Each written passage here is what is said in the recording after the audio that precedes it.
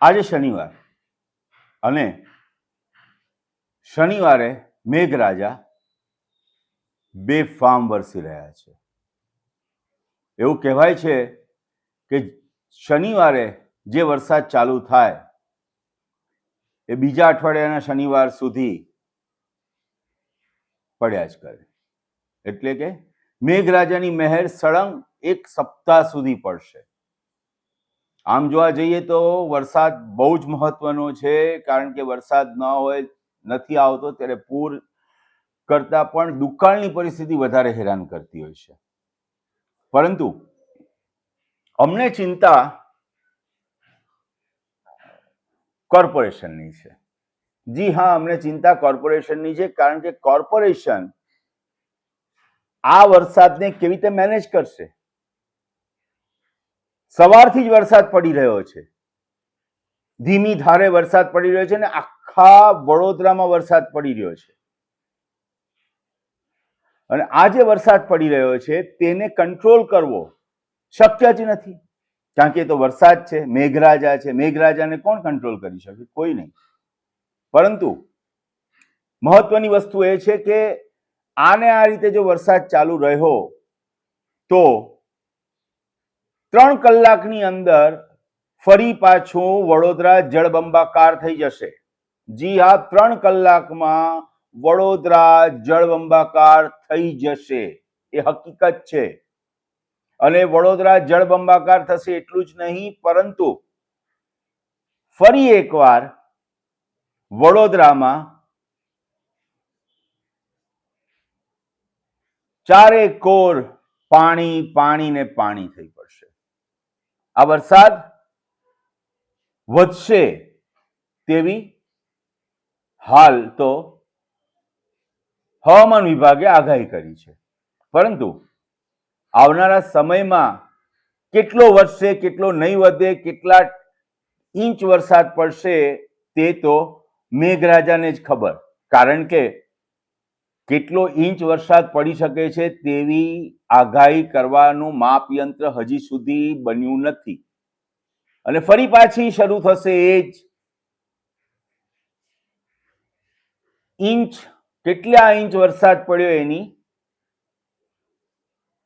વિચારણા, એની સંભાવનાઓ, જેમાં કોર્પોરેશન તો એરપોર્ટ પરથી પાણીનું માપ કાઢે છે, વરસાદનું માપ કાઢે છે, જ્યારે કે હવામાન વિભાગ, MS યુનિવર્સિટીના હવામાન વિભાગમાંથી જ વરસાદના આંકડા મેળવે છે. તો એક વસ્તુ ચોક્કસ છે કે કોઈ પણ પરિસ્થિતિમાં વરસાદ પડશે પડશે પડશે, અને જે રીતનો વરસાદ પડી રહ્યો છે તે જોતા 3 કલાકની અંદર વડોદરામાં પાણી રોડ પર આવી જશે, અથવા આવવા માંડ્યા છે એવું કહીએ તો પણ નવાઈની વાત નથી. જી હા, રોડ પર પાણી આવવા માંડ્યા છે એવું કહીએ તો પણ નવાઈની વાત નથી, એ હકીકત છે. અમે તમને અમુક દ્રશ્યો બતાવીશું, અમે તમને અમુક શૂટ્સ બતાવીશું કે જે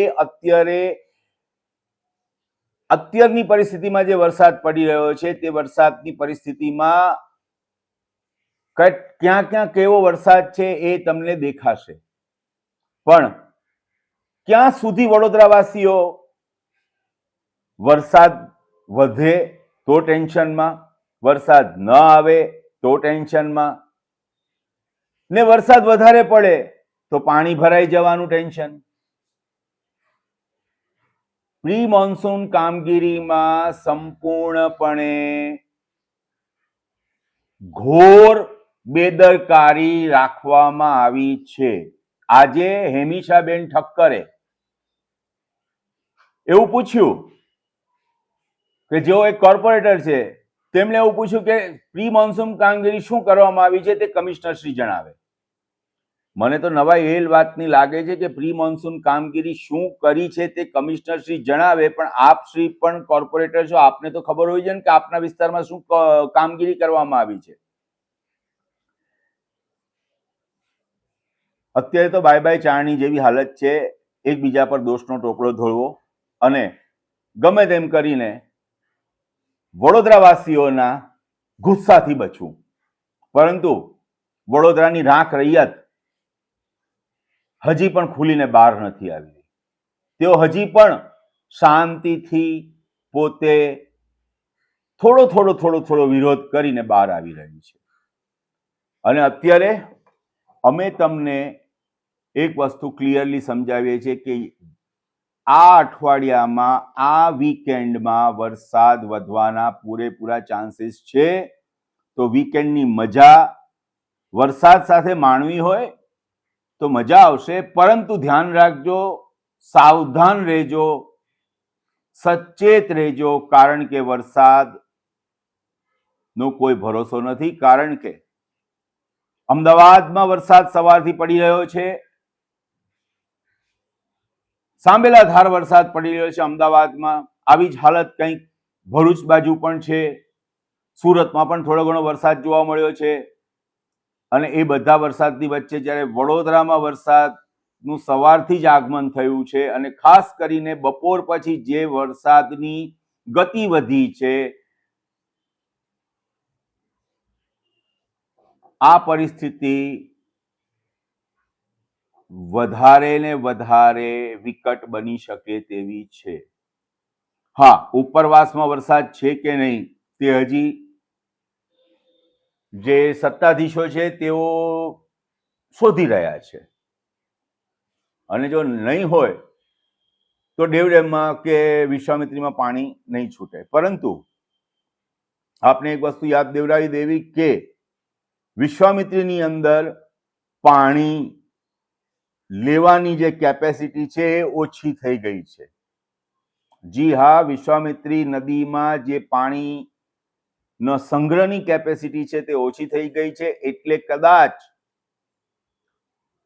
ઉપરવાસમાં વરસાદ વિના પણ જો વરસાદ પડશે ખાલી વડોદરામાં, તો પણ વિશ્વામિત્રી રૌદ્ર રૂપ ધારણ કરી શકે એમ છે. કારણ કે છેલ્લા 10 દિવસથી વરસાદ એક યા બીજી રીતે થોડો પોતાની હાજરી નોંધાવ્યા કરે છે. તો મિત્રો, ધ્યાન રાખશો, સાવચેત રહેશો, સાવધાન રહેશો, કારણ કે આપણે જ સાવધાન રહેવાનું છે.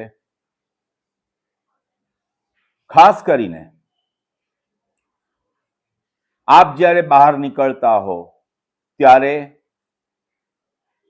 જ્યાં પાણી વધારે હોય અને જો આપ ટુ વ્હીલર પર હો તો ધ્યાન રાખશો, કારણ કે વરસાદી ગટરો ખોલી નાખવાના અનેક કિસ્સા ધીમે ધીમે બહાર આવી રહ્યા છે. આપને એક્સિડન્ટ થઈ શકે તે પૂરેપૂરી શક્યતાઓ છે. અને અમે નથી ઈચ્છતા કે કોઈ પણ વડોદરાવાસી એટલે કે બરોડિયન કોઈ પણ રીતે હાલાકી ભોગવે. એ સાથે જ વડોદરા વાસીઓને ફરી એકવાર કહેવાનું કે ધ્યાન રાખશો, સાવધાન રહેશો, સાવચેત રહેશો, કારણ કે કોર્પોરેશન સંપૂર્ણપણે નિષ્ફળ ગયું છે. કોર્પોરેશનના અધિકારીઓ સંપૂર્ણપણે નિષ્ફળ ગયા છે. અને ડોક્ટર હેમાંગ જોશી, આપણા નવા સાંસદ, તેમણે ગઈકાલે જે વાત કરી સંસદમાં એક સાંસદ તરીકે પહેલીવાર ભાષણ કર્યું ત્યારે તેમણે મેડિકલ કેર વિશે વાત કરી, પરંતુ વડોદરાની અંદર જે બેઝિક ઇન્ફ્રાસ્ટ્રક્ચરનો અભાવ છે, વડોદરાની અંદર જે બેઝિક ઇન્ફ્રાસ્ટ્રક્ચર, ડ્રેનેજનો અભાવ છે, તેવી ક્ષુલ્લક વાતો કદાચ સંસદમાં નહીં થતી હોય કોઈ સાંસદ દ્વારા, એટલે કદાચ એમણે નહીં કરી હોય, પરંતુ તેમણે પણ આ ધ્યાન રાખવાની જરૂર છે. તેઓ કામ કરી રહ્યા છે એવું દેખાઈ રહ્યું છે ફેસબુકના માધ્યમ થકી અને અન્ય સોર્સિસમાંથી પણ જે રીતે અમને માહિતી મળતી રહે છે. તેઓ કામ કરે છે, પરંતુ સચોટ કામગીરી કરવી પડશે. હેમાંગભાઈ, સચોટ કામગીરી કરાવો. આપ સાંસદ છો, યુવા છો, આપે તો વડોદરા કોલેજ કાળથી જોયેલું છે. શું આપ પાસથી વડોદરાવાસીઓ એટલી આશા ન રાખે કે તેઓને પાણીમાં હેરાનગતિ ન ભોગવવી પડે? એ સાથે જ